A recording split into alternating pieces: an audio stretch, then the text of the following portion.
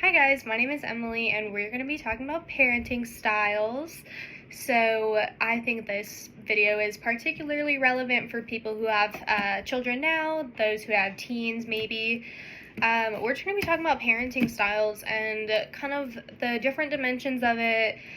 It's hard to say that there's a best way to parent, but we're going to talk about the pros and cons.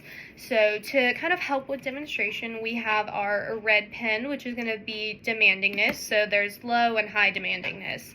And then we have our white and green pen, and that's going to serve as the kind of responsiveness category, if I can hold it. This is going to be responsiveness, so high and low. So first one we'll talk about is permissive parenting, and those are the parents that are going to be high on responsiveness, but they're going to be very low on the demandingness. So they are supportive of their children, which is great, but they're not big on like setting rules or guidelines for them, and they also just don't expect them. Like, they don't have the highest expectations. Those are the kids that might get whatever they want and be getting C's, D's, F's in classes, and you're like, how is Billy getting everything he wants? He's failing all of his classes, and his parents just say, yeah, you can have that. So that's something that kind of falls into that category. I'm sorry if I just put anyone on blast. The next one is going to be uninvolved, and these parents are low on demandingness, and they're also low on responsiveness. So they don't have high expectations, just like permissive. They don't set boundaries and guidelines for their children to follow, but they also are not supportive and in tune with what their children need. They're just kind of neglectful. They're not interested. There's not a whole lot of interaction typically in those uninvolved parenting. Those are kind of the I don't care parents.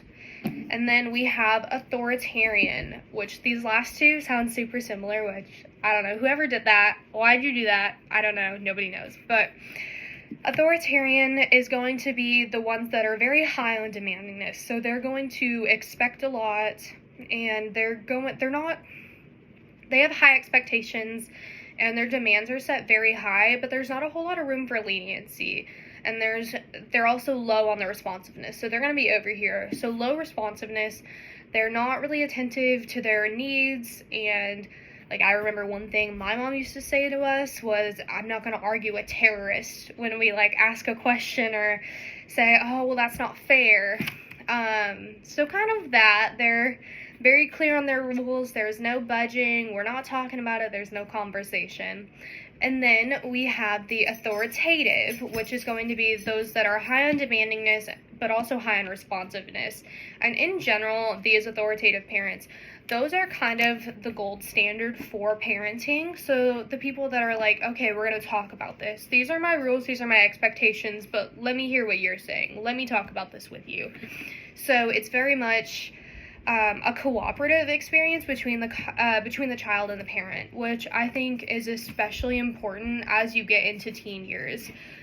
So teenagers, obviously, they have that reputation of being rebellious. I'm going to do what I want. I'm basically an adult.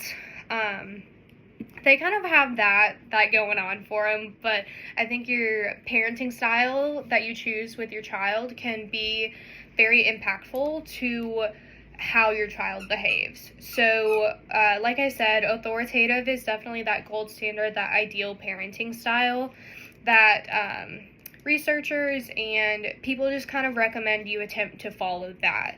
Obviously, like I said, it's a sliding scale, so you can give some, you can take some, but it is important that you set those expectations for your child. Like, I expect you to have B's and above, and if you're not getting B's, let's talk about it. Let's talk about how you need extra help. So that would be a good example of you're high in demand and you're expecting them to get good grades, above average grades, but if that's not happening, I'm going to respond to your needs, and we're going to figure out how to remedy this together. So I think that's a big part of authoritative, is that cooperation between a child and parent. And I think when you get to the whole teenage phase of rebellion and I'll do whatever I want, it's important that you have that, you have expectations set for your child, but you also are able to have conversations with them and they feel comfortable talking to you and coming to you. So, authoritative parents of teens, you're definitely doing great. I think you should keep that up.